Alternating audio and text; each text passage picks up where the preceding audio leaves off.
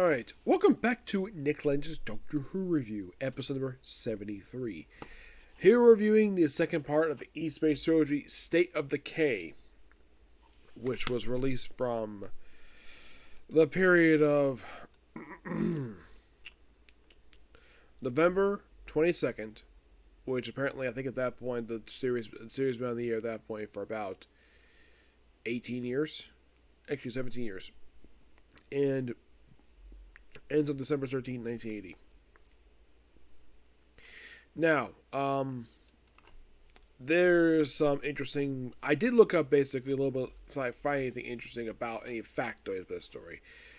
There's not a lot per se. Well, here's kind of the thing. Okay, number one, Matthew Waterhouse, the guy who plays Adric. This was his first serial he filmed. First full one he did. Okay? And apparently... yes, it was definitely true. The fact that Leela War and Tom Baker were romantic items during the show.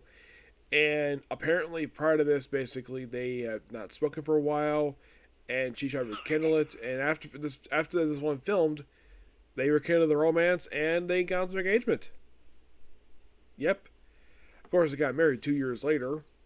And was married for 16 months before they got divorced because of scheduling. They apparently did not like Matthew Waterhouse at all. They found him to be an annoyance. According to also I read on there, apparently Leela Ward, who plays the second Romana, and Matthew Waterhouse, Adric, this is their favorite story. What is this story, you might ask?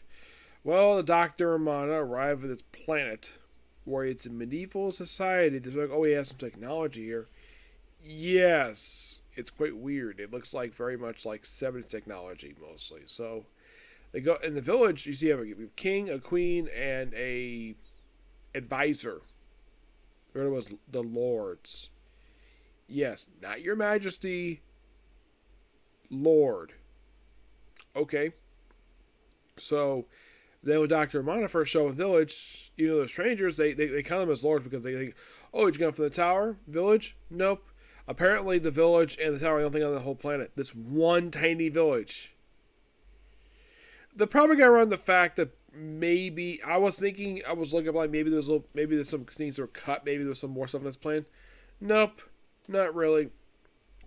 Also, Jonathan Turner picked the director, the guy who directed this episode, which, of course, he's the showrunner. He picked the director, Peter Moffat. That's the guy's name.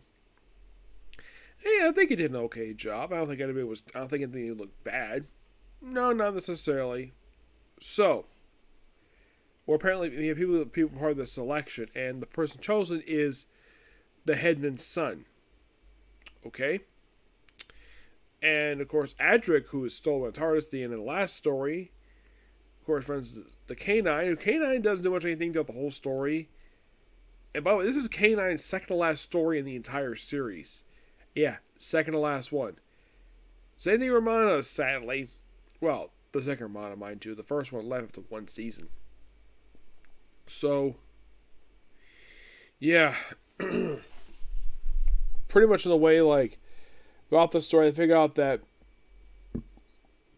after basically look inside the inner sanctum, of course, they go under. They apparently the throne room apparently was the main control bridge, but nope, not really. Of course, they.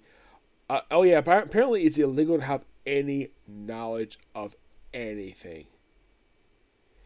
If that's the case, how the heck you build this village or govern stuff? Yeah, it's a bit quite stupid. Yes, that's the whole thing with this one is like, oh yeah, and then it's real the whole technology thing. Apparently, the headman's got a communicator, or look like a walkie-talkie, or some version, anyways. And then of course, Doc goes to the Rebels, where they have what looks like a typewriter, look like pieces of something from a spaceship. And look at the crew log and discover that the crew, the captain, the science officer, first officer, all the same people are basically, they think possibly that they might be descendants of the original crew. Well, we'll find out soon. So they look and say like, oh, it's a Scotch ship. And of course they look around and they come across another room when they're in they go to the service hatch. So look around and they come across this room full of like people like they're sleeping, but they're all dead. They've been drained. and they look in the thing where it's supposed to be fuel, and it's filled with blood. Yes. And it turns out, though, that these 3 people are, in fact, the original crew, and they're vampires. Yes, vampires. And unlike a certain Japanese show in this period, same period of time, over across their planet, at least these vampires actually look like vampires. They have like 2 pointy sticks come out of their mouth, like in the Kamen Rider. Yes, that was a minor complaint I had whenever they had anything similar to like some of the vampires. Oh yeah, and the thing they worship is always the Great One, which the doctor does some research. Actually, remembers a legend about the fact there was these gigantic vampire beings that basically operate in space, and the Time Lords fought a long war with them at the dawn of time, where they managed to kill all with bow ships. Yes, they basically stabbed them all. Yeah, and like, oh, they're all dead, and they're going like, okay, we can't everybody, but wait, there's one missing, and that part was left in the record of Rassilon, which they look all like they look at main computer, can't find it, magnetic record, stick a thing in, and it turned the one that was missing was actually the king of the vampires himself. I'm like, that's interesting. So I look through all the magnetic stuff. Of course, this is 1970s. Of course, they would have this stuff. Nowadays, we can simply just put on a flash drive or whatever, or just basically look up some sort of database. So, how they would... By the way, the vampire itself, we see a couple brief times in the episode. First, see like an image of a vampire. Well, in a vampire bat form. Oh yeah, and also Ramona is captured when she's trying to free Adric, who was taken to be a chosen one. She is offered to be sacrificed because she's a Time Lord, and they're enemies of the Great One, aka a giant vampire. Now, we don't get a really clear look exactly what the thing looked like. We supposedly see like a supposed look for this thing.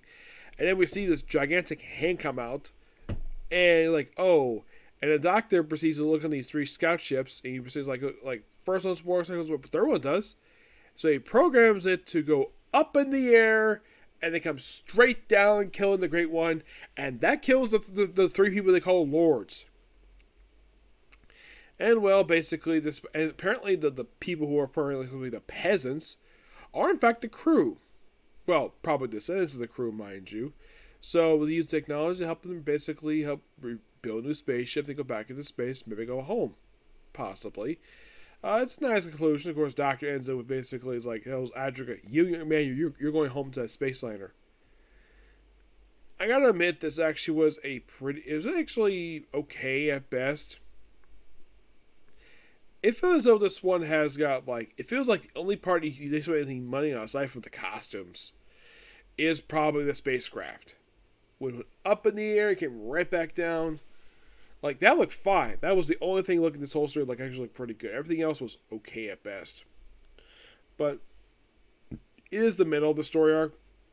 But the next time, basically, for this series, I'll discuss the conclusion. But this will be pretty much a particular view.